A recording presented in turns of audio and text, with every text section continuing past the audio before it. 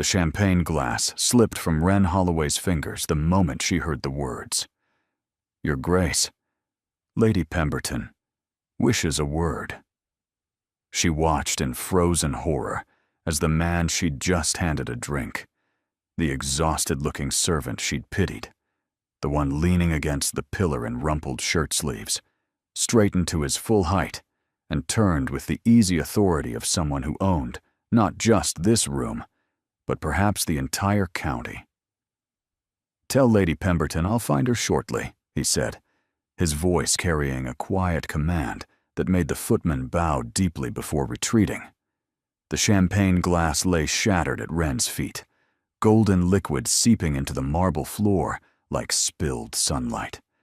She couldn't move, couldn't breathe, couldn't do anything but stare at the man who was most definitely not a servant.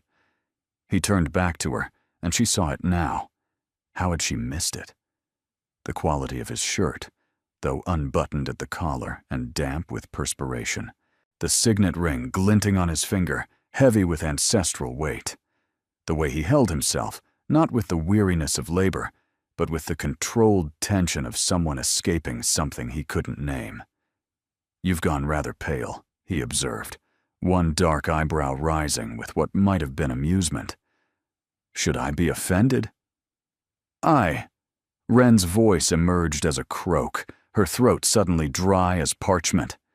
She cleared it desperately, heat flooding her face with such intensity she thought she might actually ignite on the spot. "I thought you were a servant?" His lips curved into something between amusement and genuine curiosity, an expression that transformed his severe features into something almost approachable. "Yes, I gathered that when you pressed a glass into my hands and told me to sit down before I collapsed." Oh, God. She had said that. She'd actually ordered a duke to sit down. The words echoed in her memory with mortifying clarity. "Your Grace, I am so terribly sorry. I didn't realize.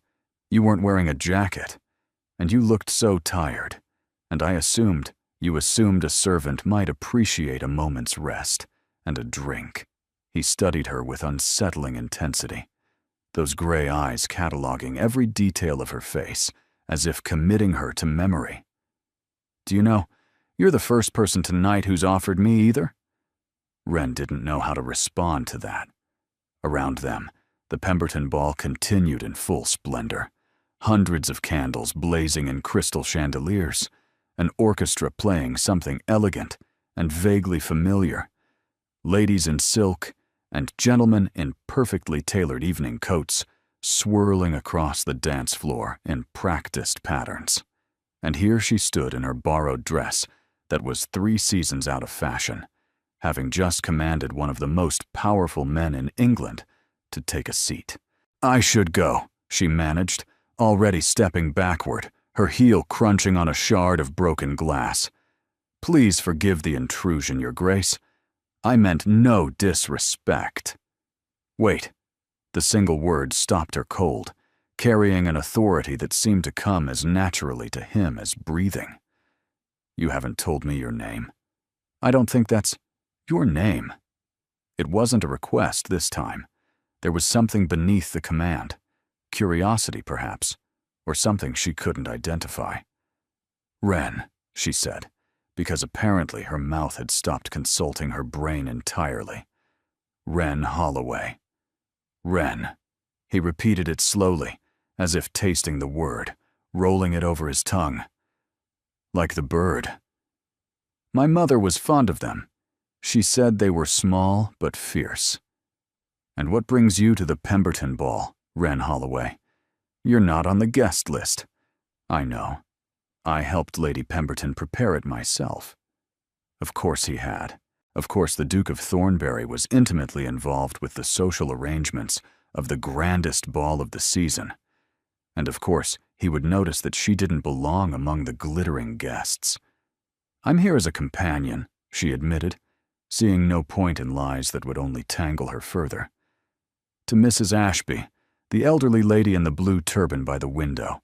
Her usual companion fell ill with a fever, and I was engaged for the evening at short notice." A hired companion. Yes, Your Grace. Something flickered across his features. Interest, perhaps, or calculation. Before he could respond, a commotion near the main entrance drew both their attention, voices rising above the music. "There you are, Caius!" A woman swept toward them like a ship in full sail, her crimson gown cut daringly low, diamonds blazing at her throat like captured starlight. She was beautiful in the way that expensive things are beautiful. Polished. Perfect. Entirely without warmth. Lady Arabella. The Duke's voice cooled by several degrees, frost creeping into his tone. How fortunate. I've been looking everywhere for you. Lady Arabella attached herself to his arm with practiced possession, her smile sharp as cut glass. Your grandmother is asking after you, and we really must discuss the arrangements for— She stopped. Her gaze landed on Wren with the focused precision of an arrow finding its target. Who is this? The question carried layers of judgment. The borrowed dress, the unfashionable hair, the obvious lack of jewels or status. Wren felt herself being weighed and found wanting in the space of a single glance. "Miss Holloway," the Duke said, and something in his tone made Wren's spine stiffen with unexpected defiance. "We were just becoming acquainted." "Were you?" Lady Arabella's smile didn't reach her eyes. "How charming. I don't believe I know the family." "I'm a companion," Wren said quietly, refusing to be ashamed. "For Mrs. Ashby." "A hired companion." The words dripped with condescension, each syllable precise and poisonous. "How very industrious of you." Wren met her gaze directly, refusing to shrink beneath the weight of her disdain. "We can't all be born to diamonds, my lady." The silence that followed was absolute. Lady Arabella's expression froze, her perfect features hardening into something ugly. The Duke made a sound that might have been a cough or a strangled laugh, and Wren realized, with dawning horror, that she'd just insulted a woman who could destroy her with a single word to the right hostess. What had she done? Lady Arabella's fingers tightened on the Duke's arm, her knuckles whitening against his sleeve like claws seeking purchase. "Did you hear what she just said to me, Caius? This servant spoke to me with such impertinence. Surely you won't allow such disrespect to stand." "She's not a servant," the Duke interrupted smoothly, his voice carrying that same quiet authority that seemed to come so naturally to him. "She's a companion. There's a distinction, though I understand, if the nuance escapes you." The temperature around them plummeted to something approaching Arctic. Lady Arabella's beautiful face contorted briefly, a flash of rage breaking through the porcelain mask, before smoothing into a facade of wounded dignity. "I see." Her voice could have frozen champagne in its glass. "Well, your grandmother will certainly be interested to hear about your choice of conversation partners this evening, if you'll excuse me." She swept away in a rustle of crimson silk, leaving Wren alone with the Duke once more. Several nearby guests quickly averted their gazes, pretending they hadn't been watching with rapt attention. "You shouldn't have done that," Wren said immediately, her voice low and urgent. "She'll make you pay for embarrassing her." "Lady Arabella has been making me pay for various imagined offenses since we were children sharing a nursery at country gatherings." The Duke's tone held weary familiarity, the exhaustion of someone who'd fought the same battle countless times. "One more won't signify. But what concerns me more is what she'll do to you." His gray eyes met hers with unexpected directness, something almost like concern flickering in their depths. "You realize you've just made an enemy of one of the most vindictive women in London society." Wren's stomach dropped like a stone cast into deep water. She did realize, now that the rush of defiance had faded and cold reality crept back in. Mrs. Ashby would dismiss her the moment Lady Arabella whispered in her ear. And if Lady Arabella chose to spread word that Wren was difficult, impertinent, unsuitable, no respectable family would hire her again. One moment of pride, and she'd destroyed her only means of income. "I should find Mrs. Ashby," she said, her voice steadier than she felt, though her hands trembled at her sides. "I should explain before Lady Arabella." "Wait." The Duke stepped into her path, blocking her retreat. "There may be another option. I don't see how—" "Come with me." He glanced around at the curious faces beginning to turn their way, drawn by the spectacle. "Somewhere private. This isn't a conversation for public consumption." Every instinct screamed that following a duke into a private room was the height of impropriety. Her mother's voice echoed in her mind, warning of exactly this sort of situation. But what did propriety matter when her reputation was already in tatters? He led her through a side door into a small study lined with books and leather furniture. The noise of the ball faded to a distant murmur as he closed the door behind them, sealing them in silence. "You're wondering why I was hiding by that pillar," he said without preamble, turning to face her.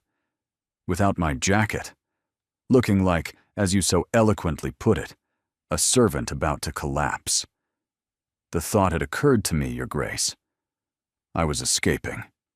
He moved to the fireplace, resting one arm on the mantel with the exhausted grace of someone who'd been performing all evening and desperately needed to stop. "My grandmother, the Dowager Duchess of Thornbury, has decided that this season is the season I must marry. She's arranged this entire ball in coordination with Lady Pemberton for the sole purpose of pushing Lady Arabella into my path at every opportunity." Wren's brow furrowed. "Lady Arabella expects to marry you?" "Lady Arabella expects to become a duchess. I happen to be the most convenient means to that end." His jaw tightened, muscle flickering beneath the skin. "Her family has connections my grandmother values. Her fortune would restore the estates my father neglected in his final years. On paper, she's the perfect match.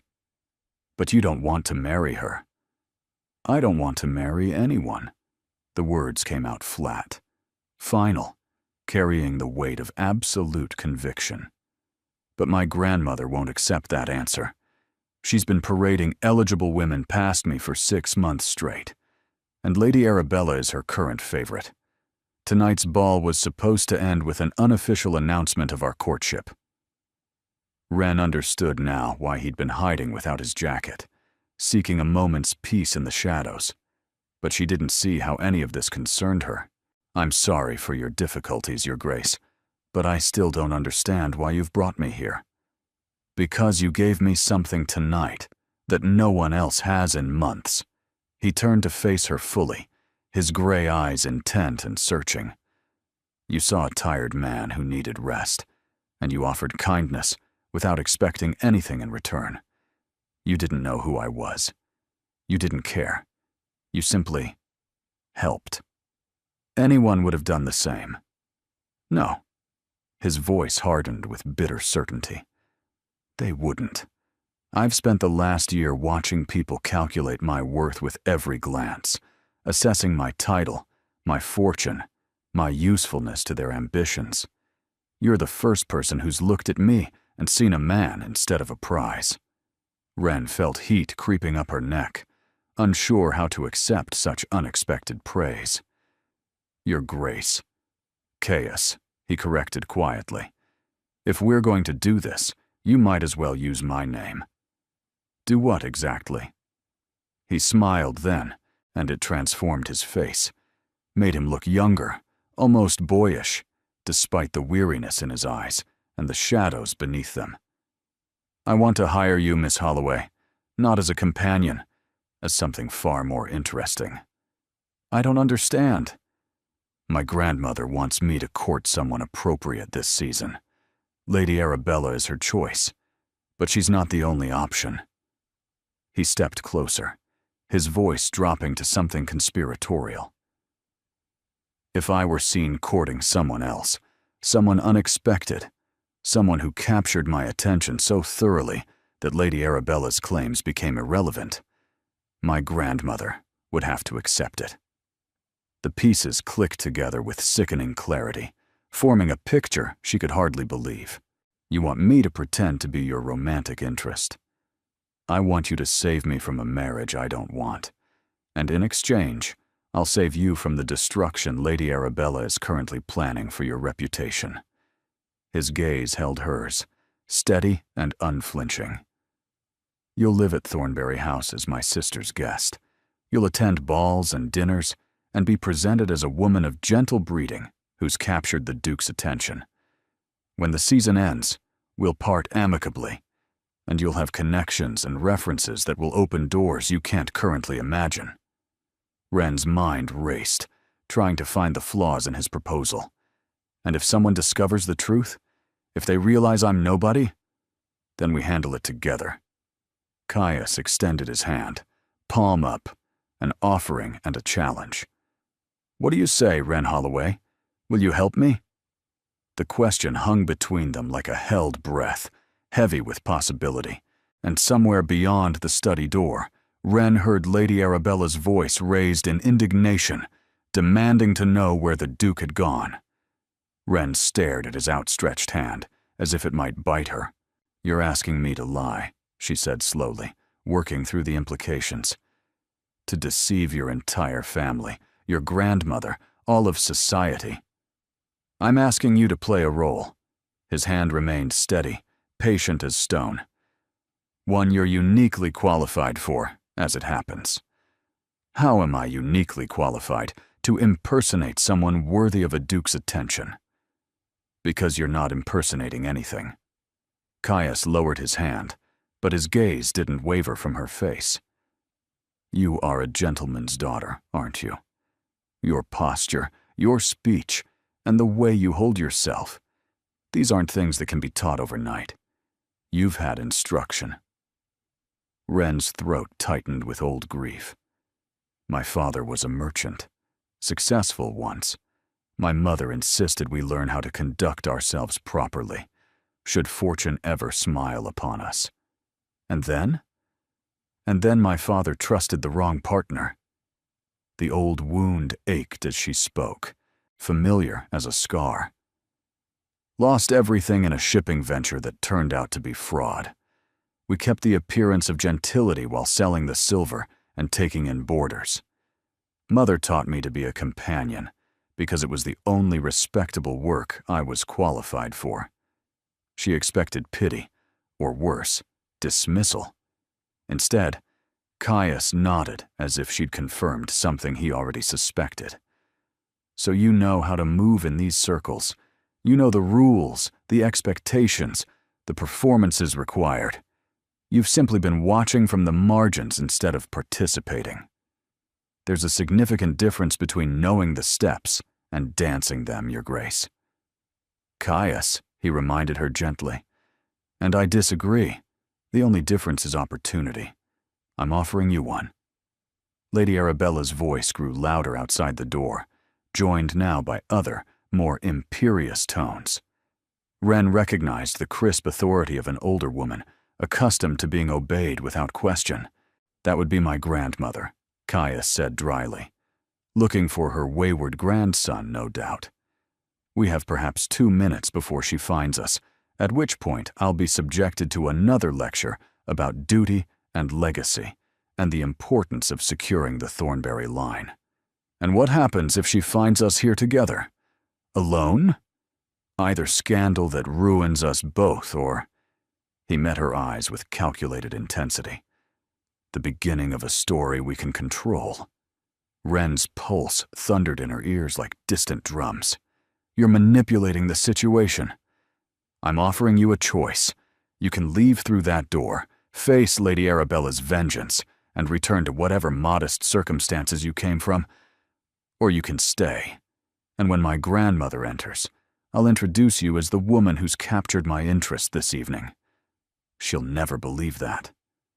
She'll believe her eyes when she sees us standing close enough to share secrets. He stepped nearer, proving his point, close enough that she could smell cedar and sandalwood on his skin. She'll believe the gossip that will spread within the hour about the Duke of Thornbury abandoning Lady Arabella to have private conversation with an unknown woman. The story is already being written, Wren. The only question is whether you want a role in it. The door handle rattled violently. Caius! The imperious voice rang out like a bell. I know you're in there. Open this door immediately. Wren made her decision in the space of a heartbeat. Perhaps it was madness. Perhaps it was desperation. Perhaps it was something else entirely. The look in his eyes when he'd told her she was the first person to see him as a man instead of a prize. I have conditions, she whispered rapidly. Surprise flickered across his features. You're negotiating? Now? If I'm going to risk everything, I want terms. She lifted her chin, meeting his gaze directly. First, my family is told I've taken a position as your sister's companion. Nothing about arrangements or courtships. A respectable explanation for my absence. Done. Second, when this ends, I want genuine references. Letters of introduction that will help me find proper employment. Not charity. Earned recommendations. The door handle rattled again, more violently, the wood groaning in protest. Agreed, Caius said. What else? The moment you decide to actually marry someone, anyone, this ends immediately. I won't be used as a shield while you pursue a real match in secret. I'm helping you avoid an unwanted marriage, not facilitating a wanted one. Something shifted in his expression.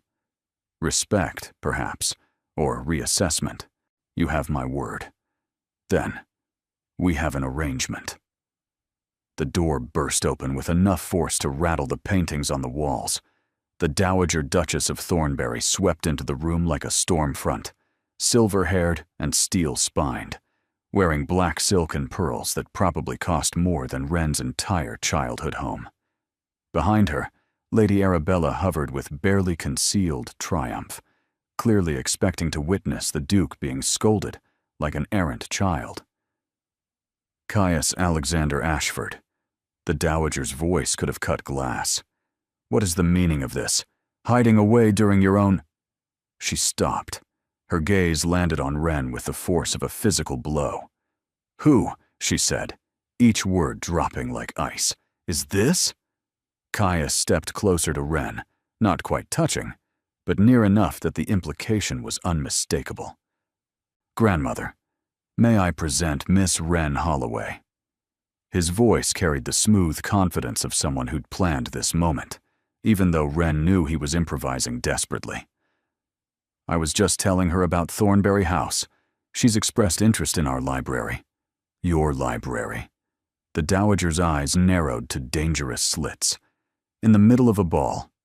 Alone. In a private study. I showed poor judgment in seeking privacy, Your Grace, Wren heard herself say, her mother's lessons surfacing like muscle memory. The Duke was kind enough to describe the Thornbury collection when I mentioned my love of literature. I should have insisted we remain in public view. The fault is entirely mine. It was the right thing to say, taking blame while subtly emphasizing that Caius had been kind rather than improper. The Dowager's expression flickered with something that might have been grudging acknowledgement. Holloway, she repeated slowly, testing the name. I don't recognize the family. My father was Edward Holloway, Your Grace, a merchant from Hertfordshire.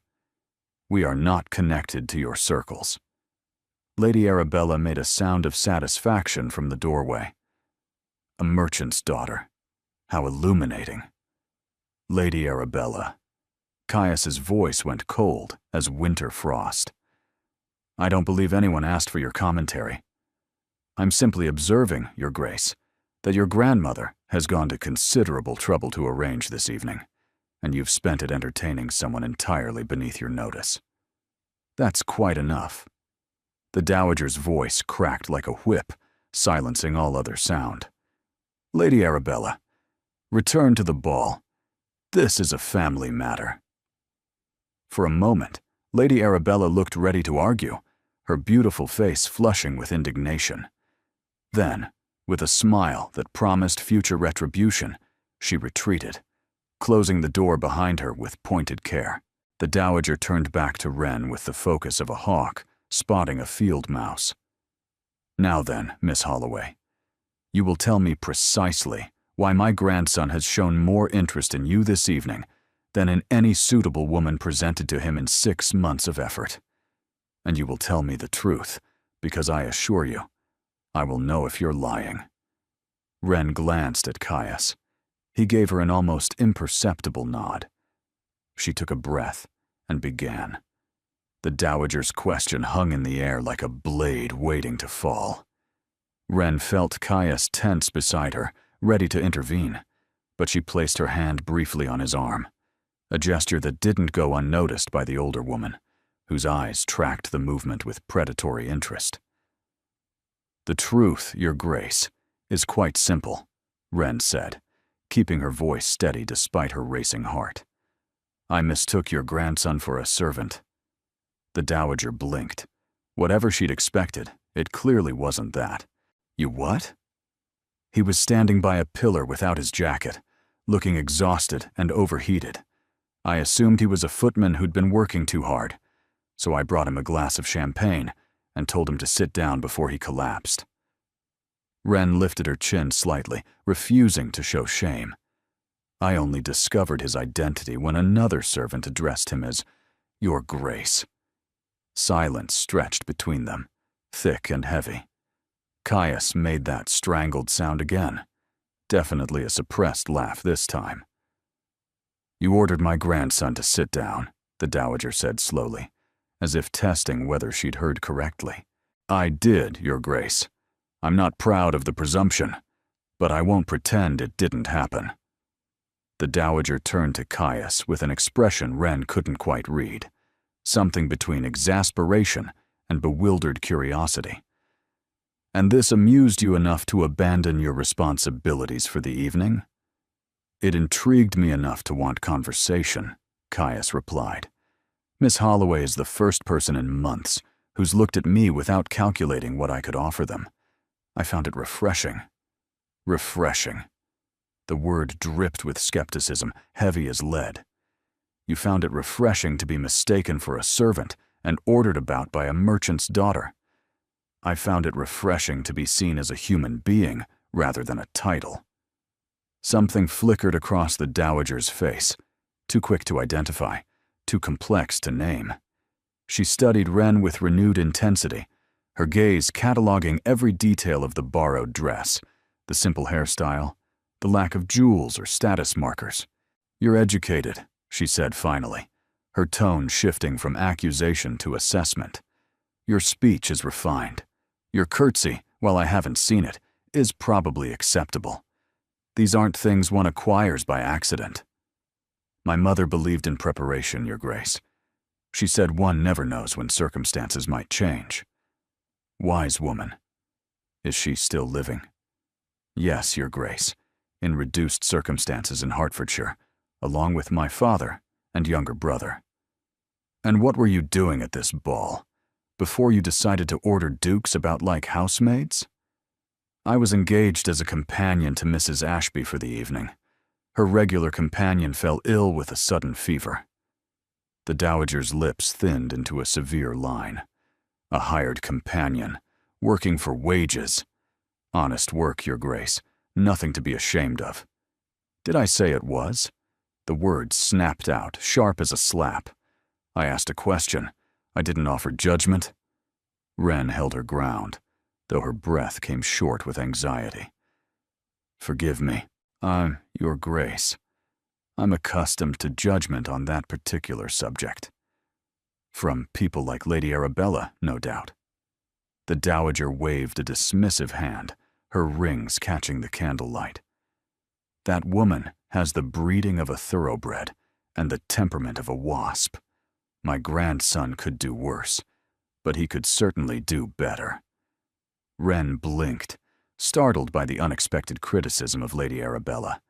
She'd assumed the dowager fully supported the match. "Don't look so surprised," the dowager continued, reading her expression with unsettling accuracy. I'm not blind to her faults. I simply considered them manageable in exchange for her connections and fortune. But if Caius has found someone who interests him more— She trailed off, her gaze sharpening to a point. Has he, Miss Holloway, interested you more than Lady Arabella, I mean? It was a trap. Wren recognized it immediately. Answer yes, and she'd be admitting to designs above her station. Answer no, and she'd undermine the entire fiction they were constructing. I think, Your Grace, that your grandson interests himself. Wren chose her words carefully, navigating the treacherous waters. I'm simply the first person who didn't bore him with obvious ambitions. The Dowager stared at her for a long moment, something unreadable working behind her eyes. Then, incredibly, she laughed, a short, sharp bark of genuine amusement that transformed her severe face. Oh, you are clever. I see why he likes you. She turned to Caius, her expression sobering quickly. This is madness, you realize.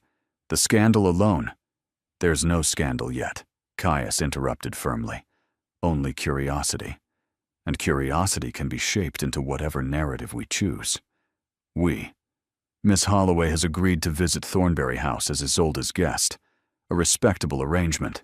A new friend for my sister. Someone to keep her company during the season. The Dowager's eyes narrowed dangerously. Isolde doesn't need a companion. She has more friends than she can count. Then one more won't be remarkable. Caius's voice held quiet steel. Grandmother, I've done everything you've asked for 6 months. I've attended every dinner, every ball, and every excruciating music hall you've arranged. I've endured Lady Arabella's constant presence and her mother's transparent scheming. I'm asking for one thing in return: time. Space to breathe. Miss Holloway provides both. By pretending to court her? By appearing interested enough that Lady Arabella stops circling like a shark scenting blood. The door burst open again, this time admitting a young woman in pale blue silk, dark hair escaping its pins and wild curls, cheeks flushed with excitement and exertion. Is it true? She practically bounced into the room, ignoring all propriety. Lady Pemberton said Caius disappeared with a mysterious woman, and Lady Arabella looks like she swallowed a lemon, and everyone's talking about— She stopped, finally noticing Wren. Oh, you must be her. Isolde. The Dowager's voice carried warning and weariness in equal measure. This is not the moment. This is exactly the moment. The young woman, Caius's sister, clearly, grabbed both of Wren's hands with alarming enthusiasm, her grip warm and surprisingly strong. I'm Isolde. You're the woman who told my brother to sit down. That's the most wonderful thing I've heard in months. Please say you're coming to stay with us. Please say you'll drive Lady Arabella absolutely mad. I'll be your best friend forever if you do. Wren found herself smiling despite everything, charmed by the girl's infectious energy. She's coming, Caius said firmly. As your guest, Isolde, your new friend from the ball. Isolde's grin could have lit chandeliers. Perfect. Absolutely perfect. Oh, this is going to be wonderful. The Dowager sighed heavily, the sound of someone who had long since lost this particular battle. I see I'm outnumbered. You're outnumbered, Isolde agreed cheerfully, and you secretly love it. Come on, Miss Holloway. Let's escape before grandmother changes her mind or finds another lecture to deliver. She tugged Wren toward the door, leaving Caius alone with the Dowager. As Wren glanced back over her shoulder, she saw the older woman lean close to her grandson, her voice dropping to a murmur Wren couldn't hear. Whatever she said made Caius's expression tighten with something like pain. But then Isolde pulled her into the corridor, and the conversation was lost behind a closing door. The carriage to Thornbury House departed at midnight, spiriting Wren away from the Pemberton ball, like something from a fever dream she couldn't quite wake from. Isolde chattered the entire journey, filling the darkness with stories about London society, gossip about Lady Arabella's previous failed pursuits, and detailed descriptions of every room at Thornbury House. The dowager sat in rigid silence, watching Wren with an expression that revealed nothing, her eyes glittering in the shadows like a cat's. Caius had remained behind to manage the social fallout, promising to follow in the morning. "You'll love the library," Isolde was saying, her enthusiasm undimmed by the late hour. "It's 3 stories tall, with one of those rolling ladders on brass rails. Father used to let me climb it when grandmother wasn't looking. And the gardens. Oh, the gardens are magnificent, even this time of year. There's a maze that takes 20 minutes to solve if you don't know the trick. And a folly by the lake where Isolde." The dowager's voice cut through the chatter like a blade. "Let the poor woman breathe. I'm just excited." Isolde squeezed Wren's hand, her fingers warm and reassuring. "We never have visitors who aren't boring or scheming or both. You're neither. I can tell." "You've known me for less than an hour," Wren pointed out gently. "I have excellent instincts." Isolde beamed with unshakable confidence. "Grandmother says it's my only redeeming quality." "I said no such thing. I said your instincts occasionally compensate for your complete lack of discretion. See? A compliment."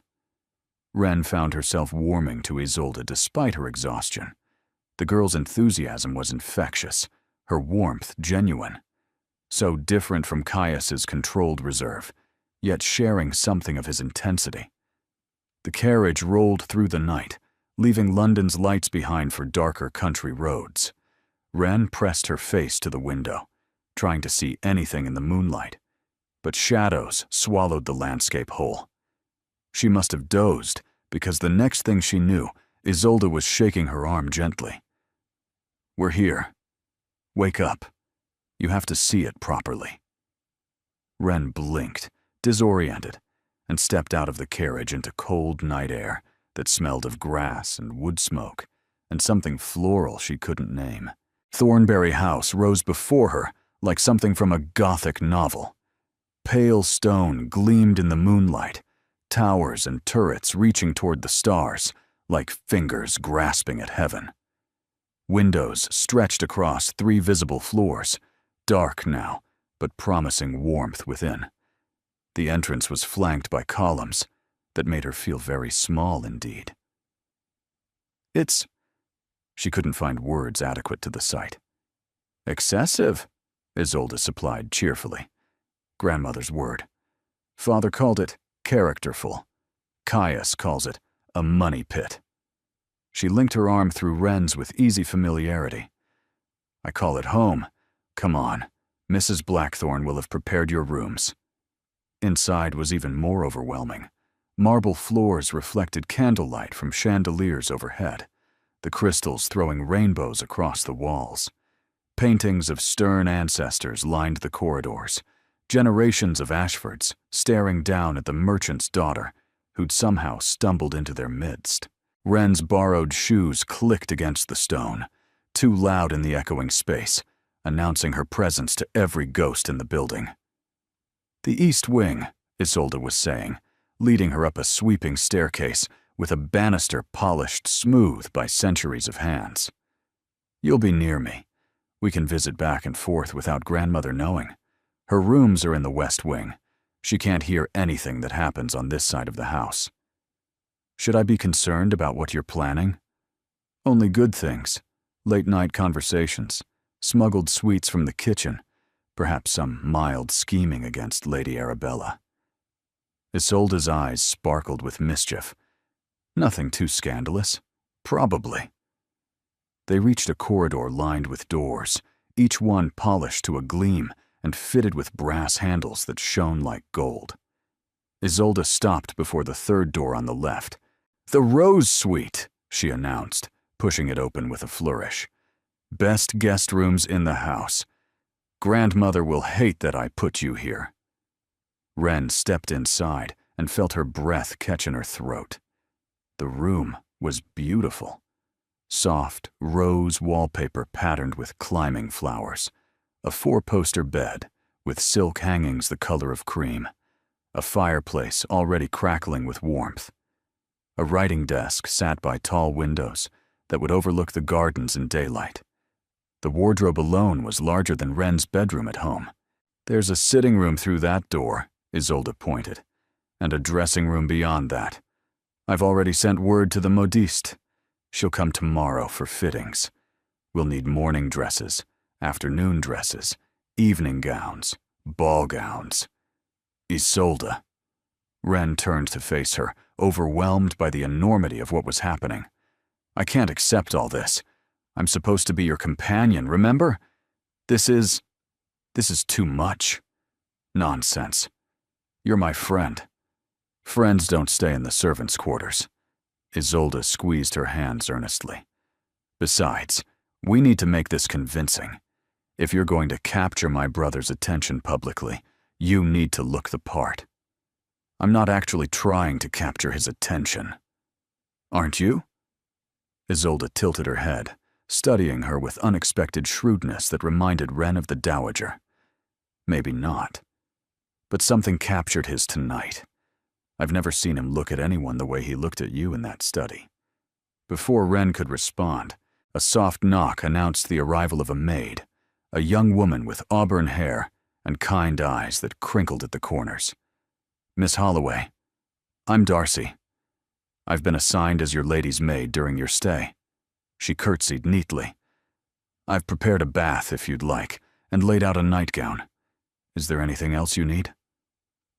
A bath, a lady's maid, a room fit for royalty. 12 hours ago, Wren had been calculating whether she could afford new stockings before winter. "Thank you, Darcy. A bath sounds wonderful." Isolde embraced her impulsively, wrapping her in warmth. "Sleep well. Tomorrow the adventure begins properly." She disappeared in a whirl of blue silk, leaving Wren alone with Darcy and the surreal awareness that her entire life had shifted on its axis. As Darcy helped her undress, another thing Wren wasn't accustomed to, she caught a reflection in the mirror. The borrowed ball gown hung loose now, looking even more obviously second-hand in this elegant setting. "We'll have proper things for you soon, miss," Darcy said kindly, following her gaze with understanding. "Lady Isolde has already made a list. She's very excited to have a guest." "Does she not have many friends visit?" "Friends, yes, but not ones who make her laugh the way you did in the carriage." Darcy smiled warmly. "The house has been rather gloomy lately, since the old Duke passed." Wren's attention sharpened like a blade. "When did he die?" 8 months ago, miss. Very sudden. His Grace, the young Duke, I mean, hasn't been the same since. None of them have, really." 8 months. Caius had been fighting off marriage pressure while still raw with grief. "What was he like?" Wren asked quietly. "The old Duke?" Darcy's expression softened with obvious affection. "Kind, miss. Gentle. He used to come to the kitchens and steal biscuits like a boy, no matter how cook scolded him. His Grace, our current Duke, inherited his father's responsibilities, but not his ease with them. The old Duke made it look effortless. The young Duke makes it look like war." Wren sank into the bath Darcy had prepared, letting the warm water ease muscles she hadn't realized were tense. She was in over her head, pretending to belong in this world of dukes and dowagers, of silk gowns and 3-story libraries. One wrong step and she'd be exposed, humiliated, cast out. But as she closed her eyes, she saw Caius's face when he'd told her she was the first person to see him as a man instead of a prize.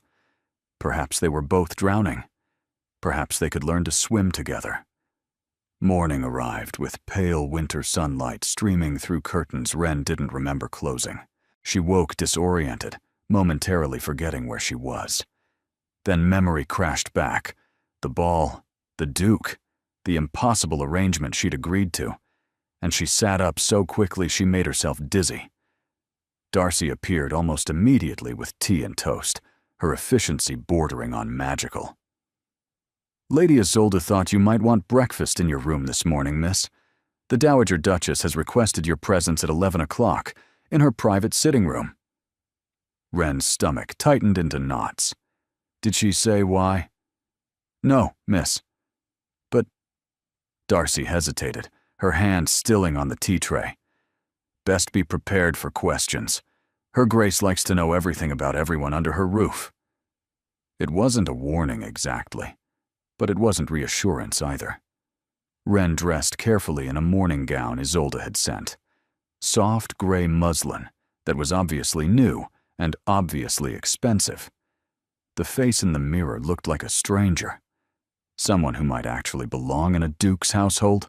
The illusion was thin as paper. At precisely 11 o'clock, a footman escorted her through corridors she hadn't seen the night before. Thornbury House was even larger than she'd realized, a maze of rooms and galleries that could swallow her modest family home 100 times over. The Dowager's sitting room was surprisingly intimate. A fire burned in the grate, casting dancing shadows. No lamps were lit, but sunlight warmed the space through tall windows overlooking the gardens. It smelled of lavender and old books. The Dowager herself sat perfectly straight in a wingback chair, embroidery in her lap that she clearly wasn't working on. "Close the door," she said by way of greeting.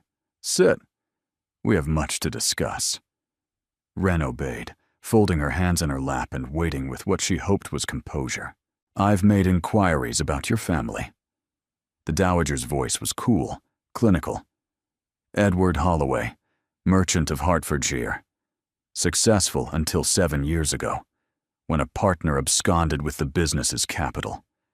Your mother, Margaret, née Pemberton, no relation to our hostess last night, was a vicar's daughter with pretensions of gentility. One brother, Simon, currently working as a clerk. The family takes in boarders to make ends meet." Each fact landed like a stone, heavy with implied judgment. Wren kept her expression neutral. "You've been thorough, Your Grace. I'm always thorough." The Dowager set aside her embroidery with deliberate precision. "What interests me is not your circumstances, Miss Holloway. Poverty is not a crime, whatever Lady Arabella might believe. What interests me is your intentions." "My intentions are exactly what His Grace described. To provide a distraction from Lady Arabella's pursuit until— Don't." The word cracked like a whip. "Don't recite the arrangement back to me as if I'm a fool. I know what my grandson proposed. I want to know what you actually want." Wren met her gaze directly, refusing to flinch. "What I want is irrelevant, Your Grace. What I need is to survive. Your grandson offered me a way to do that when Lady Arabella was preparing to destroy my reputation. I accepted. It's as simple as that. Nothing is ever simple where my family is concerned." The Dowager leaned forward slightly. "My grandson is grieving, Miss Holloway. He's been grieving for 8 months, and he shows no signs of stopping. He buries himself in estate work and parliamentary duties, and avoids anything that might require him to feel something genuine. Darcy mentioned the old Duke's passing. I'm sorry for your loss." "Don't be sorry. Be careful." The Dowager's eyes glittered with something fierce. "My son was everything to Caius. Teacher, mentor, friend. When he died, something in Caius died with him. He's been going through the motions ever since, performing duty without actually living." Wren thought of the exhausted man by the pillar, hiding from his own ball. "Is that why you've been pushing him to marry? To force him back to life?" The Dowager's expression flickered with surprise. "You're perceptive. I'm not sure I like that." "I've had to be perceptive to survive, Your Grace." "Yes, I suppose you have." The older woman was quiet for a moment, her gaze distant. "My son married for love, against my wishes, against all practical sense. His wife, Caius's mother, was a country squire's daughter, with no fortune and no connections. I thought he was throwing himself away. Were you wrong? I was spectacularly wrong. The admission seemed to cost her something. They were happy. Truly, deeply happy. When she died giving birth to Isolde, my son never recovered. He spent 19 years alone rather than replace her. The dowager's voice hardened. And now Caius is doing the same thing, burying his heart rather than risking it again. Only instead of widowhood, he's using duty as his excuse. Wren processed this slowly. You don't actually want him to marry Lady Arabella. Lady Arabella would make him miserable. But miserable is still alive. Miserable still involves feeling something. The dowager fixed her with a piercing stare. What I want, Miss Holloway, is for my grandson to wake up, to stop sleepwalking through his life. Lady Arabella might have shocked him into reaction through sheer irritation. She trailed off. I'm unknown, Wren finished quietly. Unpredictable. You saw him as a person when everyone else sees a title. Do you have any idea how rare that is? How valuable? I was offering a tired man a drink. It wasn't calculated. Which is precisely why it mattered. The dowager rose, moving to the window. I'm not going to oppose this arrangement, Miss Holloway. Not because I approve, I don't. The scandal potential is enormous, and if this goes wrong, we'll all suffer consequences. Then why allow it?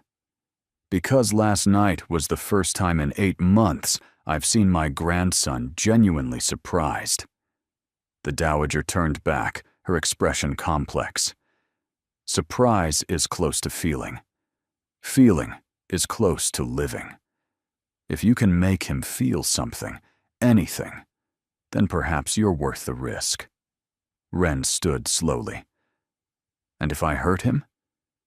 Then I will make certain you regret every decision that led you to this house. The threat was delivered without heat, which made it more frightening.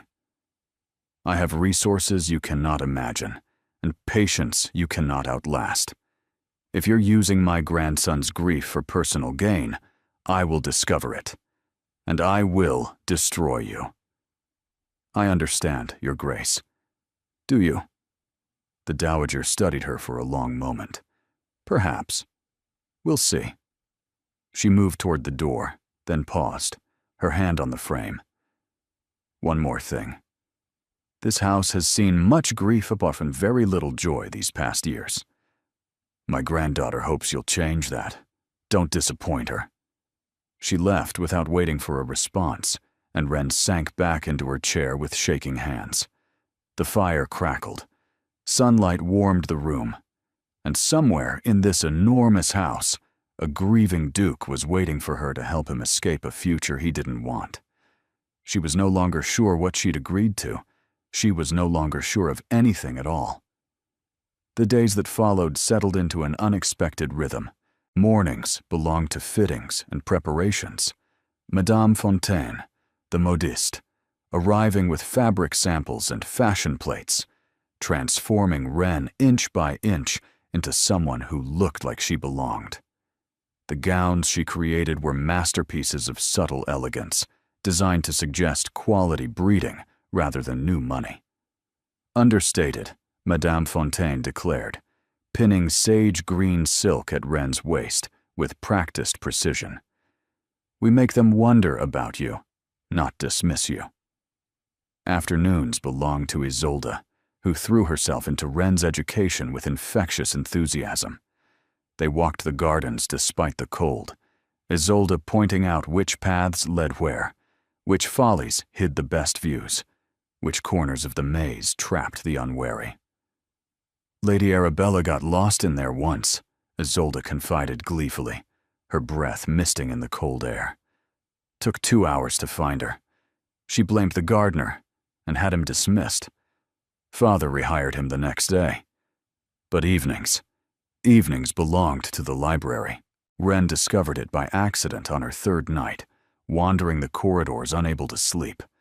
She'd pushed open a door expecting a sitting room and found instead a cathedral of books. 3 stories of shelves rose toward a painted ceiling depicting scenes from mythology.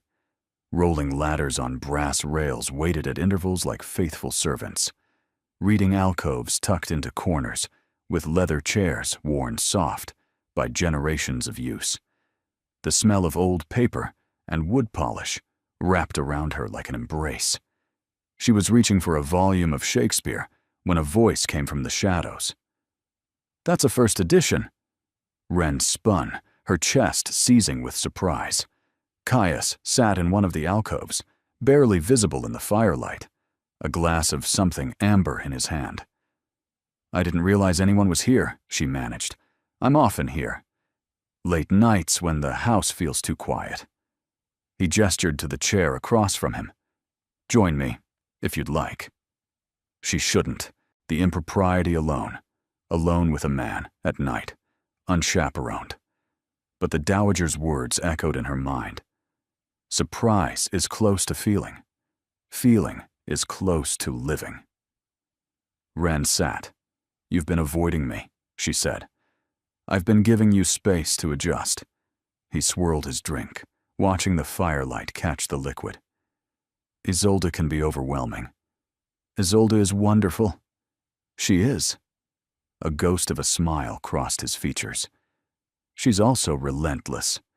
I wanted to make sure you weren't regretting your decision before I complicated things further." "By talking to me?" "By being present." His eyes met hers, dark in the firelight. "My grandmother told you about my father." It wasn't a question. "She said he died 8 months ago, that you haven't been the same since." She would say that. Caius set down his glass. She's not wrong. But she makes it sound like grief is something to recover from, like illness, as if enough time and effort will make it disappear. Doesn't it? "I don't know. I'll tell you when I find out." He was quiet for a moment. "My father was the best man I've ever known. Patient, wise, genuinely good. He made being Duke look easy because he believed in it. Believed that privilege came with responsibility, that our position existed to serve others, not ourselves. And you don't believe that." "I believe it. I'm just not sure I can live it the way he did." Caius rose, moving to the shelves, his back to her. He had my mother, you see. For 10 years, he had someone who saw him clearly, who shared the burden. After she died, he had us, Isolde and me. He wasn't alone. Wren heard what he wasn't saying. "And you feel alone." "I am alone." The words were flat, matter of fact. "I have a grandmother who wants me to produce heirs, a sister who wants me to be happy, and 100 acquaintances who want access to my title. I have no one who simply knows me." "Maybe," Wren said carefully. "That's because you don't let anyone close enough to try." He turned, and something vulnerable flickered across his features. "Is that what you're doing?" "Trying. I'm sitting in your library at midnight, discussing grief with a man I met 4 days ago. I'm not sure what I'm doing." That surprised a laugh out of him, genuine, unexpected, transforming his face into something younger and lighter. "That makes 2 of us." The tension in the room shifted, not disappeared, but changed into something warmer, more comfortable. "Tell me about him," Wren said. "Your father." "Not how he died. How he lived." Caius returned to his chair, closer this time. He loved terrible jokes. The worse the pun, the harder he'd laugh. Drove grandmother absolutely mad. "Give me an example." He once told the Archbishop of Canterbury that he was feeling purely after church. Caius's voice carried reluctant affection. "I was 12. I thought I'd die of embarrassment." Wren covered her mouth, trying not to laugh. "He also sang," Caius continued. "Badly. Off-key renditions of folk songs while reviewing estate accounts. The servants learned to knock very loudly before entering his study. "He sounds wonderful." He really was. The grief was there, raw beneath the words. But so was love.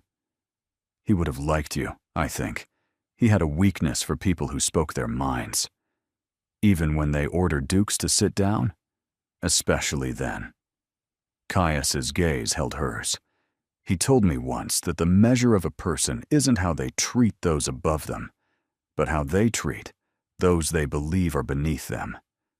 You thought I was a servant, and you offered me kindness. That would have mattered to him. Wren's throat tightened with unexpected emotion. My mother says something similar. She says manners exist to make others comfortable, not to prove our own superiority. Wise woman. I'd like to meet her someday. The implication hung between them, that there might be a someday, that this might extend beyond the season's end. Neither of them acknowledged it. The late-night conversations became routine after that. Not every night, but often enough to establish a pattern. Wren would find Caius in the library, or he would find her, and they would talk. About books, about family, about the small absurdities of aristocratic life. He told her about his education, his time at Oxford, the friends he'd made and lost. She told him about her father's business before it collapsed, the summer holidays by the sea, her brother's dreams of being a poet. They disagreed about Byron. Caius found him self-indulgent. Wren defended his passion and agreed about Shakespeare. The comedies were underrated, the tragedies over-celebrated. On the fifth night, Caius appeared with a book in his hands. "I want you to have this," he said, pressing the leather-bound volume into her hands. It was my father's favorite. Wren looked down at the gilt lettering on the spine, the complete poetry of John Donne. "I can't accept this," she whispered. "It's too valuable." "It's a gift?" His voice was rough with emotion. Father believed books were meant to be read, not preserved behind glass. He'd want it to go to someone who would appreciate it. She opened the cover carefully, found the margins filled with notes in a careful hand, the old Duke's thoughts preserved alongside the poet's words. "Thank you," she managed around the tightness in her throat. "I'll treasure it." Something passed between them in that moment, an understanding that went beyond their arrangement, beyond the roles they'd agreed to play. "You're not at all what I expected," Caius said quietly. "What did you expect? Someone who wanted something from me. Money, position, access, the usual." "I do want something from you," Wren reminded him. "References, a future. This arrangement benefits me as much as you." "Yes, but you don't pretend otherwise. You don't flatter or manipulate or play games." He shook his head slowly. "It's remarkably refreshing to be around someone who simply says what they mean." "Is that so rare?" "You have no idea." The Whitmore ball was 5 days away, their first public appearance together since the Pemberton disaster. Isolde had thrown herself into preparations with military precision, drilling Wren on who would be there, which alliances mattered, which old scandals still carried weight. "Lady Arabella will be there," Isolde warned, her expression uncharacteristically serious. "With reinforcements, her mother has been recruiting allies." "Allies for what?" "For destroying you." Isolde's voice was matter-of-fact. "She's been telling everyone who'll listen that you're a fortune hunter who ensnared Caius through trickery. The story is gaining traction." Wren's stomach turned. "How do we fight that?" "By being undeniable." Isolde's eyes glittered with determination. "By making them see what Caius sees when he looks at you." "And what does he see?" Isolde smiled, slow and knowing. "That's the question, isn't it?" The Whitmore ball blazed with 10,000 candles, their light reflecting off mirrors and crystal until the entire ballroom seemed to burn with captured starlight. Wren stood at the top of the entrance staircase, in a gown of midnight blue silk, Madame Fontaine's masterpiece. The bodice was embroidered with silver thread that caught the light like scattered stars. Her hair was swept up, secured with pins borrowed from Isolde that probably cost more than a year's rent on her family's house. She looked like she belonged. She felt like a fraud. "Stop fidgeting," Isolde murmured beside her. "You're magnificent." "I'm terrified." "Same thing, properly channeled." Isolde squeezed her arm reassuringly. "Remember, chin up, shoulders back. Smile like you know secrets they'd kill to learn." The dowager descended first, commanding instant attention with the force of her presence. Then Isolde, drawing admiring glances and the occasional longing sigh from young gentlemen. Then Wren, alone. The whispers started immediately, a susurrus of speculation that followed her down the stairs like a shadow. "That's her, the merchant's daughter. She's pretty enough, I suppose, but hardly worth the scandal. What can he possibly see in her?" Wren kept her chin raised and her smile fixed in place. She'd survived worse than gossip. She'd survived her father's ruin, her family's fall from comfort, years of careful economy, and swallowed pride. These people couldn't hurt her, unless they could. She reached the bottom of the stairs just as the crowd parted, and Caius appeared. He wore formal evening dress that made his usual severity look almost regal. Black coat, white waistcoat, his dark hair swept back from features that seemed carved rather than born. But his eyes, when they met hers, held something warm beneath the ice. "Miss Holloway." He bowed, perfectly correct. "You look breathtaking." The whispers intensified like wind before a storm. "Your Grace." She curtsied, grateful for the childhood lessons that made the motion smooth. "Thank you for the compliment." "It's not a compliment. It's an observation." He offered his arm. "Shall we?" They walked into the ballroom together, and Wren felt the weight of 100 stares pressing against her skin. "They're all watching us," she murmured. "Let them watch. That's the point." His voice was low, meant only for her. "The Whitmore Ball is the most exclusive event of the season. By bringing you here, I'm declaring you worthy of this world." "Am I? Worthy? You're worth 10 of anyone here." The intensity in his voice startled her. "Remember that, when they try to make you feel small." Lady Arabella intercepted them before they'd made it halfway across the room. She was resplendent in crimson again, her signature color, apparently, with rubies dripping from her throat and a smile that could curdle milk at 20 paces. "Your Grace, how lovely to see you." Her gaze flicked to Wren with deliberate dismissal. "And Miss Holland, was it?" "Holloway," Wren corrected mildly. "A simple name, easily remembered." Something flickered in Lady Arabella's eyes. Surprise, perhaps, that Wren hadn't wilted under the assault. Indeed, though novels do have a way of ending badly for overambitious heroines, don't they? All those cautionary tales about women who reach above their station. I prefer novels where the heroine succeeds despite the odds.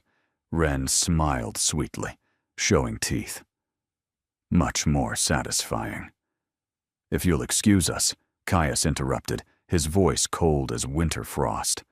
"I promised Miss Holloway the first dance." He led her away before Lady Arabella could respond, guiding her toward the dance floor as the orchestra began a waltz. "You handled that well," he said as they took position. "I wanted to throw champagne in her face. Also a valid option, but harder to recover from socially." His hand settled at her waist, warm through the silk.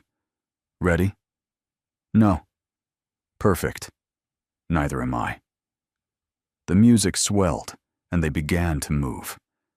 Wren had practiced with the dancing master Isolde had hired, hours of repetition until her feet knew the steps without conscious thought. but nothing had prepared her for dancing with Caius. He moved with controlled grace, guiding her through turns and sweeps, as if they'd danced together for years. His hand at her waist was steady, his grip on her fingers firm but gentle. "The world is watching," she whispered. "I know. Lady Arabella looks like she wants to murder me. I know that too." His lips twitched. "You're doing beautifully. Just keep your eyes on me." She did, and something in the air between them shifted. Charged, electric, impossible to ignore. The waltz seemed to last forever and end too soon. When the final notes faded, they stood breathless in each other's arms, surrounded by applause that felt distant, irrelevant. "Ren," Caius said, his voice rough. Whatever he'd meant to say was interrupted by Isolde appearing at his elbow. "Lady Pemberton wants a word. Something about her charity committee." Her eyes sparkled with knowing amusement. "I'll keep Ren company." Caius hesitated, clearly reluctant to leave, his hand lingering on Ren's arm. "Go," Ren said. "I'll be fine." He left, glancing back twice before the crowd swallowed him. Isolde grinned like a cat with cream. Well, that was convincing. It was a performance. Was it? Isolde's expression turned thoughtful. Because from where I stood, it looked like something else entirely. Before Ren could respond, a young lord appeared requesting a dance. Then another. Then another. She moved through the evening in a blur of music and conversation, aware always of where Caius was, who he was speaking with, whether his gaze tracked back to her. It did. Again and again. And each time their eyes met across the crowded ballroom, Ren felt something tighten in her chest, something that had nothing to do with performance and everything to do with wanting something impossible. They escaped the ball separately, Caius trapped by parliamentary colleagues, Ren by exhaustion that went deeper than physical tiredness. She found herself in the Whitmore Library, almost by accident, seeking quiet among the books. It was smaller than Thornberry's magnificent collection, but comfortable, lined with leather-bound volumes that smelled of age and wisdom. Caius found her 20 minutes later. "I thought I might find you here." He closed the door softly behind him, sealing out the distant music. "You have a habit of seeking libraries. They're honest places. Books don't pretend to be anything other than what they are." "Unlike people?" "Unlike society." Ren ran her fingers along a shelf of leather spines. Tonight was exhausting. All that watching, all that judging. How do you bear it year after year? "I don't bear it. I endure it." He moved closer. "There's a difference, is there? Bearing something implies acceptance. Enduring something implies survival." His voice dropped. "I've been surviving for 8 months, going through the motions, performing the role. Tonight was the first time I've felt anything other than numb." Ren turned to face him. The library was dim, lit only by a single lamp and the distant glow from windows overlooking the garden. In the shadows, Caius looked less like a duke and more like the tired man she'd met at the Pemberton ball. "What did you feel?" she asked quietly. "Alive." He stepped closer, close enough that she could see the pulse beating in his throat. "When we danced, when I held you, I felt present. Here. Real. It's been so long since anything felt real. Caius, I know what we agreed. I know this is supposed to be an arrangement, a performance." His hand rose to cup her face, his touch impossibly gentle. "But I can't pretend anymore that it's only that." Her breath caught in her throat, her whole body trembling with anticipation and fear. "We can't. You're a duke. I'm nobody." "You're not nobody. You're the only person who's seen me clearly in years." His forehead dropped to rest against hers. "Tell me I'm imagining this. Tell me you don't feel it too." She should lie. Every rational thought screamed that she should lie, protect herself, and maintain the careful walls she'd built. Instead, she whispered, "I feel it." He kissed her. It wasn't careful or controlled or anything like a duke should be. It was desperate and tender, filled with longing, tasting of wanting something he'd never expected to want again. His hands tangled in her hair, scattering the expensive pins. Her fingers gripped his lapels, pulling him closer. The world outside ceased to exist. The ball, the gossip, the careful pretenses they'd constructed. There was only this. His lips on hers, her heart racing wildly. The terrifying exhilaration of falling without knowing where she'd land. When they finally broke apart, both breathing hard, Ren's world had tilted beyond recognition. "This changes everything," she said. "I know. Your grandmother will never accept it. Society will never accept it. I don't care." His eyes blazed with something fierce, something alive. "For 8 months, I've done everything everyone expected. I've been the proper duke, the dutiful grandson, the appropriate match. And I've been miserable. You make me want to live again. That's worth more than any approval. Caius, tomorrow. Meet me in the library at home. We'll discuss this properly. What we want, what's possible, what we're willing to risk." His thumb traced her cheekbone with devastating tenderness. "Just don't run. Don't disappear in the night because it's easier than facing this." "I won't," she promised. But even as she said it, fear coiled in her stomach like a snake, because she knew, with terrible certainty, that something was about to go very wrong. The carriage ride home was silent, electric with unspoken words.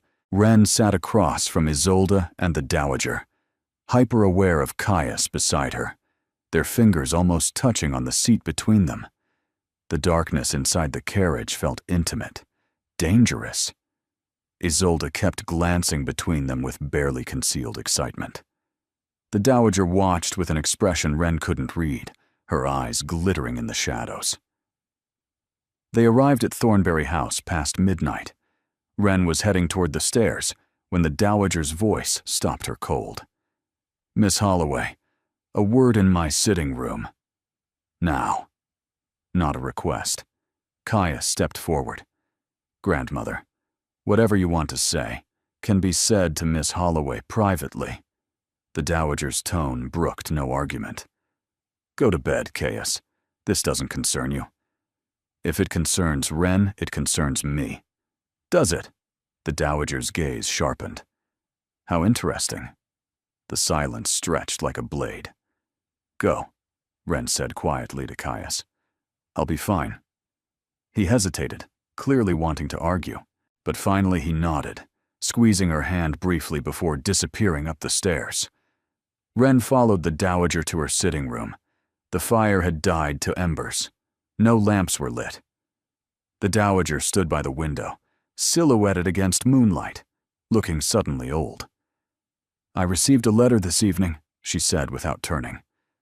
"From Mrs. Ashby, the woman you were hired to companion at the Pemberton ball." Ren's stomach dropped like a stone. She was most distressed to learn that her companion for the evening had somehow transformed into a duke's houseguest. She felt deceived. "I can explain, can you?" The Dowager turned, and her expression was terrible. "Can you explain how you manipulated your way into my grandson's confidence? How you used a moment of vulnerability to position yourself for advancement?" "That's not what happened. Lady Arabella visited me this afternoon, before the ball." The words fell like stones. "She brought evidence, Miss Holloway. Letters from your brother to Malcolm Vance, discussing payment for services rendered. It seems your brother sold you to Mr. Vance for £50, and Mr. Vance has been claiming credit for your presence in my grandson's life." The world tilted sideways. Malcolm Vance, the man who'd arranged for her to attend the Pemberton ball. The man her brother Simon had called a friend, with connections. I didn't know. Wren's voice emerged as a whisper. I swear, Your Grace, I didn't know Simon was involved. Malcolm said he needed a companion for an evening. So you claim ignorance. How convenient. The dowager's voice was ice. Your brother profits. Mr. Vance profits. And you gain access to a grieving, vulnerable man who was desperate enough for connection to believe your kindness was genuine. It was genuine. Wren's voice cracked. I didn't know who Caius was when I offered him that drink. I didn't know about any arrangement until after you'd already positioned yourself perfectly. The dowager moved closer, her shadow falling across Wren like a threat. Do you know what I think, Miss Holloway? I think you saw an opportunity and seized it. Poor, but educated. Gentle but desperate. The perfect combination to exploit my grandson's guilt and loneliness. No. Tears burned Wren's eyes. That's not true. I care about him. I don't. The word was sharp as a slap. Don't stand in my home and claim affection for my grandson while profiting from his misery. The dowager's voice dropped to something cold and final. You will leave tonight, quietly, without disturbing anyone. I've arranged a carriage to take you back to Hertfordshire. You will not contact Caius. You will not write to Isolde, and you will forget this household exists.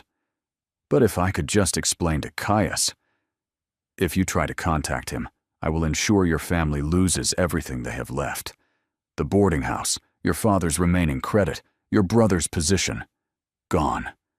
I have resources you cannot imagine, Miss Holloway. Do not test them. Wren stood frozen, tears streaming silently down her face. Everything the dowager believed was wrong, but the evidence, Simon's letters, the payments, the convenient circumstances, made it look exactly right. How could she prove her innocence against such a narrative? 1 hour, the dowager said. Pack what you brought and nothing else. The carriage will be waiting. She left without looking back. Wren made it to her room somehow, moving through the corridors like a ghost. Darcy was waiting, her face pale with concern. Miss? What's happened? I have to leave. Wren's voice sounded distant, foreign. Tonight. But miss, please, just help me pack. She left the beautiful gowns, the accessories, and the borrowed life. She took only what she'd arrived with, plus the volume of Don's poetry she couldn't bear to leave behind. At the door of the Rose Suite, she paused to write a note with shaking hands. Caius, I'm sorry. It's not what you think. Nothing was what she says. But I can't prove it, and staying will only hurt you more. Please don't look for me. Please forget I existed. Wren. She left the note on her pillow where he might find it. Then she walked out of Thornbury House, climbed into the waiting carriage, and watched through the window as everything she'd started to want disappeared into the darkness behind her. 3 days. 3 days of silence, of hiding in her family's cramped rooms, of deflecting her mother's worried questions and her father's knowing looks. 3 days of jumping at every sound, half hoping and half dreading that a carriage might appear with a duke demanding answers. None came. On the 4th day, Simon arrived. He burst through the door smelling of alcohol and self-satisfaction, waving a handful of banknotes. I've done it, Wren. Finally pulled off something brilliant. Malcolm came through. £50 just for introducing you to the right people. And now, apparently, there's more coming. Something about the Duke being so pleased with the arrangement that... He stopped, looked at her face, at her mother's horrified expression, at their father's quiet devastation. What? Simon's smile faltered. What's happened? You sold me. Wren's voice was flat, empty, like a horse at auction. You took money to put me in that Duke's path. That's not... I didn't... Simon went pale. Malcolm said it was just a companion position. A good opportunity for you. I didn't know. What did you think would happen? Wren stood, shaking with rage she'd been suppressing for days. Did you think the Duke of Thornbury needed a hired companion? Did you think Malcolm Vance was suddenly interested in charitable placements? I thought— Simon ran a hand through his hair. I thought it was legitimate. Malcolm has connections. He said he could help you move in better circles, maybe find a proper position with a good family. The money was just— evidence, Wren's voice cracked. Evidence that I was part of a scheme to trap a grieving duke into marriage. The Dowager has your letters. Simon, she thinks I manipulated my way into her grandson's affections for profit. But you didn't. You didn't know anything about— It doesn't matter what I knew, Wren shouted. It matters what it looks like. And it looks like my brother sold me to a con man who sold me to a duke. The room fell silent. Their mother pressed a hand to her mouth, tears streaming. Their father stared at the floor, shoulders bowed under the weight of yet another failure. Simon looked like he'd been struck. I'm sorry, he whispered. Wren, I'm so sorry. I never meant— A knock at the door interrupted him. Not a polite knock, a demanding one. Wren's heart stopped. Her father opened the door to find Malcolm Vance standing on the threshold, and behind him, looking like vengeance given human form, Caius Ashford, Duke of Thornbury. Miss Holloway. Caius's voice was controlled, but his eyes burned. We need to talk. Your Grace. Not here. He glanced at her family, at the cramped parlor, at everything she'd never wanted him to see. Somewhere private. Wren nodded numbly, pulling on her cloak and following him out. He led her to his carriage, far too fine for this neighborhood, drawing curious stares from every window. Inside, the silence was suffocating. Your note said it wasn't what I thought, Caius said finally. Tell me. So she did.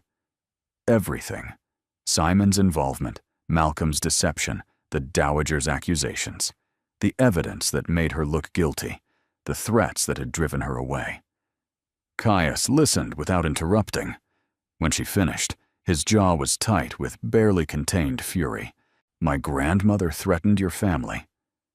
She believed she was protecting you. She was punishing you for something you didn't do. His hand found hers, gripping tight. Wren, I found your note an hour after you left. I confronted my grandmother. When she told me what Lady Arabella had discovered, I went straight to Mr. Vance and extracted the truth. The truth? Malcolm Vance is many things, but he's not willing to lie under threat of prosecution.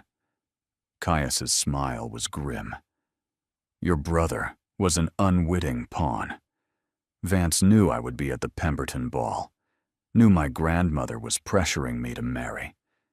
He positioned you there, hoping proximity might create an opportunity he could later profit from. When our arrangement happened organically, he saw his chance, telling your brother he'd orchestrated it, collecting payment for a service that was really just coincidence and your own genuine kindness. Wren's breath caught. So you know I didn't. I knew before I left the house. His voice roughened. I knew because I know you.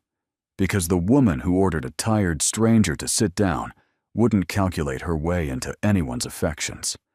Because what we have is real, and no amount of fabricated evidence can change that. Tears spilled down Wren's cheeks.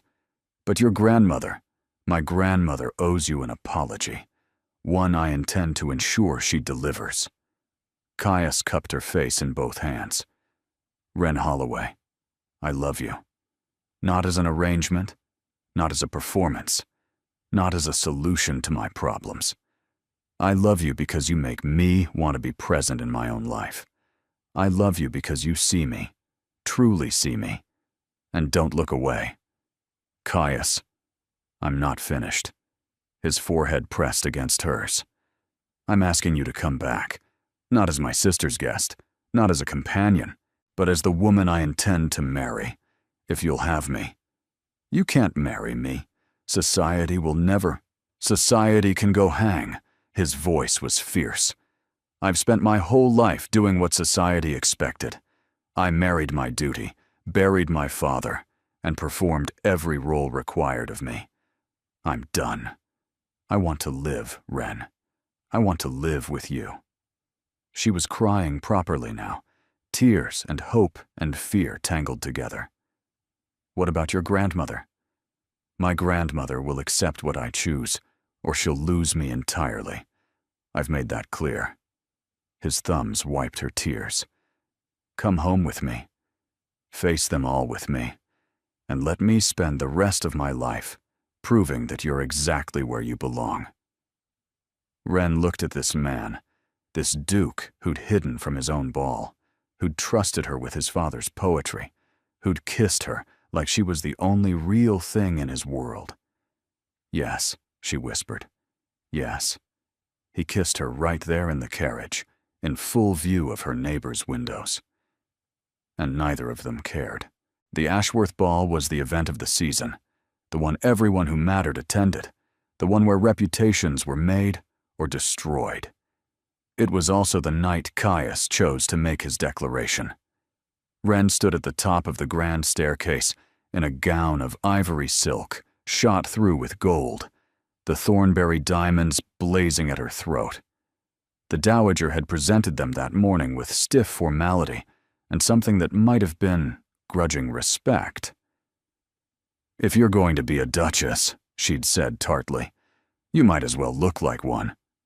It was as close to an apology as Ren expected to receive. Below, the ballroom glittered with candles and jewels and the cream of London society. Every eye turned upward as Ren descended on Caius's arm. The whispers were immediate. She's back.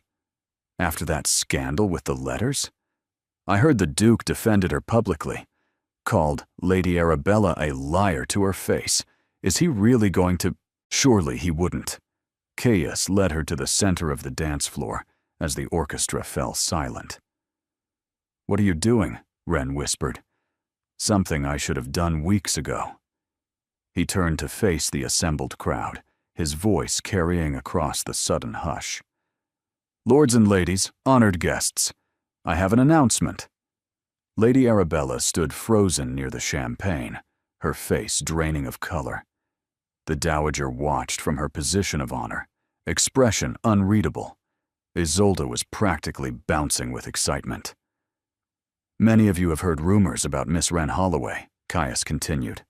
Rumors spread by those who feared what her presence in my life might mean. I'm here to confirm those fears. A collective gasp rippled through the crowd. Miss Holloway is not a schemer or a fortune hunter. She is the daughter of a gentleman, educated and accomplished, who showed kindness to a stranger without expectation of reward. His eyes found Wren's, warm with love. She is also the woman I intend to marry. The gasps became exclamations. Caius dropped to one knee.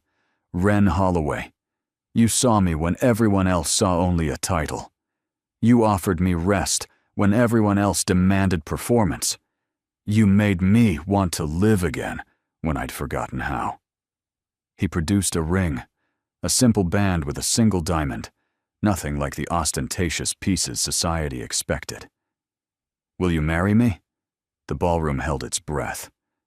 Wren looked at the man kneeling before her, the Duke who'd hidden from his own ball, the grieving son who'd trusted her with his father's memory, the man who'd chosen her over everything expected of him. Yes, she said, her voice clear and strong. 1,000 times, yes.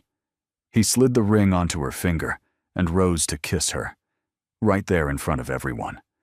The applause that erupted was mixed, genuine joy from some, polite acceptance from others, and furious silence from Lady Arabella's corner.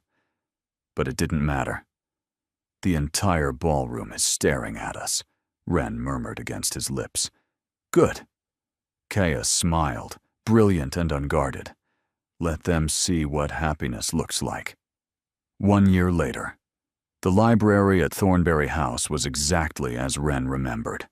3 stories of books reaching toward a painted ceiling, the smell of old paper and wood polish, leather chairs worn soft by generations of use. But now there was a new addition, a small desk by the window where she sat each morning, writing letters and managing household affairs, and occasionally reading poetry to the audience of one growing inside her. Caius found her there at sunset, as he often did. "You missed tea with grandmother," he said, settling into the chair across from her. "She's threatening to teach the baby proper deportment in utero. The baby can learn deportment after it's born. Right now, it's learning Shakespeare." Wren patted her rounded stomach. "We've made it through the comedies, starting the histories next week. You're ridiculous. You love me. Desperately." He leaned over to kiss her, lingering longer than propriety allowed. Not that propriety mattered much in their own library.